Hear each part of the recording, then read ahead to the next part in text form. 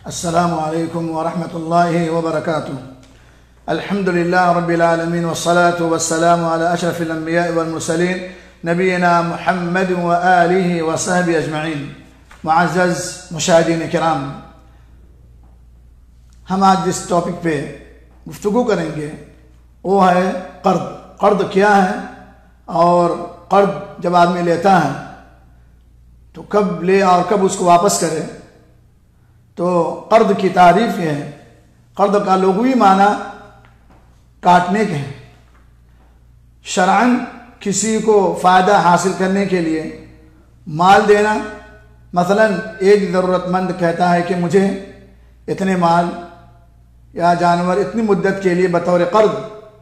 دے دو، پھر میں اسے واپس کر دوں گا، اور وہ فعلاً اسے واپس کر دے۔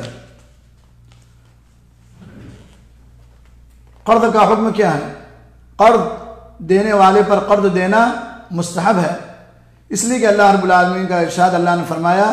من ذا الذی یقرض اللہ قرضا حسنا فیضاعفہ لہ ولہ اجر کریم۔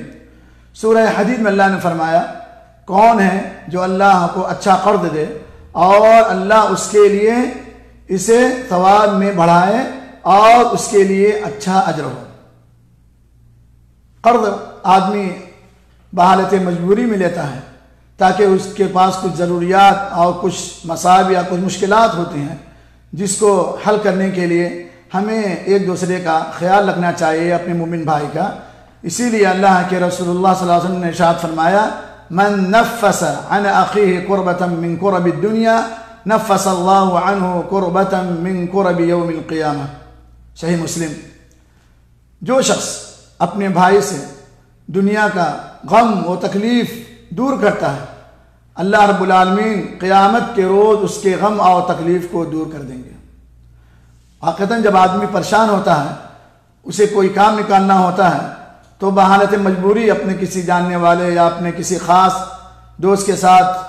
جس کے پاس صلاحیت ہوتی ہے کہ وہ قرض دے سکتا ہے، اس کے پاس مال و دولت ہوتی ہے کہ وہ اس کو کچھ دے سکتا ہے، اس کے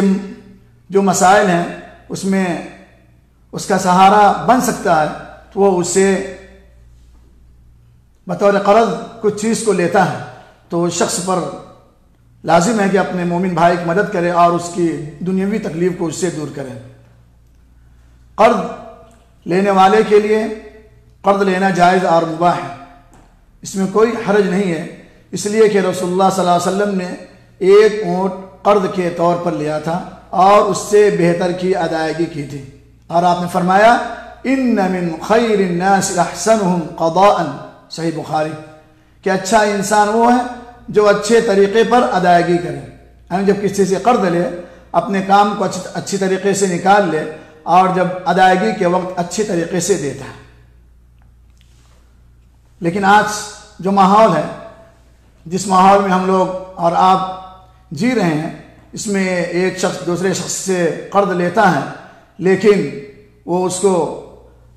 سے تو لیتا ہے، اور جب اس کا وقت آ پہنچتا ہے دینے کا تو ٹال مٹول کرتا ہے اور بھاگتا ہے، یہاں تک کہ وہ انکار بھی کر دیتا ہے، تو یہ بہت بڑی وعید ہے۔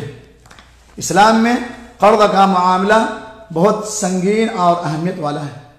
یہی وجہ ہے کہ سیدنا ابو ہریرہ رضی اللہ عنہ بیان کرتے ہیں کہ رسول اللہ صلی اللہ علیہ وسلم کے پاس جب کسی مقروض فوت شدہ آدمی کو لایا جاتا تو آپ صلی اللہ علیہ وسلم دریافت فرماتے ہیں کیا میت نے اپنے قرض کی ادائیگی کے لیے کچھ چھوڑا ہے؟ تو اگر کہا جاتا کہ میت نے ادائیگی کے لیے مال چھوڑا ہے تو آپ صلی اللہ علیہ وسلم اس کی نماز جنازہ پڑھاتے،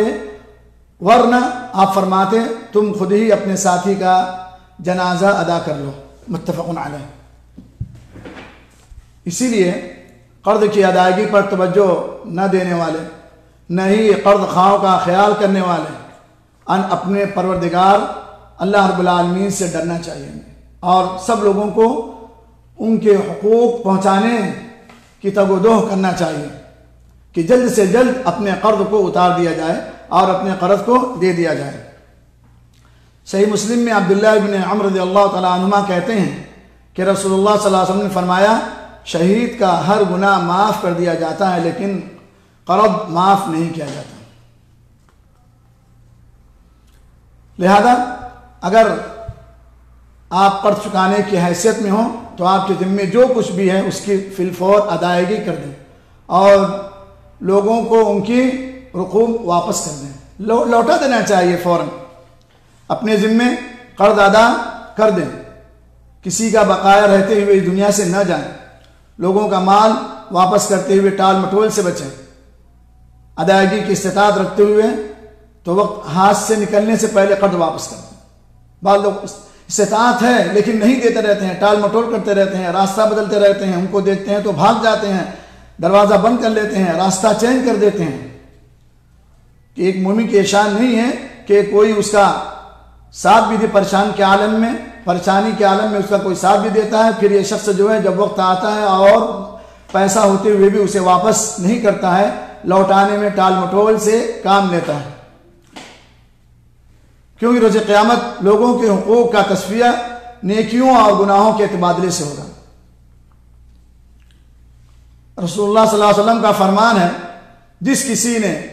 دوسرے کی عزت یا کسی اور چیز پر ظلم کیا ہو وہ آج ہی اس سے معاف کروا لے، قبل ازیں کہ وہ دن آئے جس میں درہم و دینار نہیں ہوں گے، کچھ فائدہ نہیں دے گا۔ اس دن اگر ظالم کا کوئی نیک عمل ہوگا تو اس کے ظلم کی مقدار اس کا نیک عمل مظلوم کے لیے لیا جائے گا۔ سوچیے کتنی بڑی بات ہے،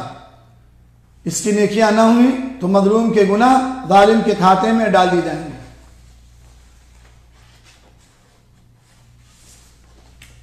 تو ہمیں سوچنا چاہیے اور ہمیں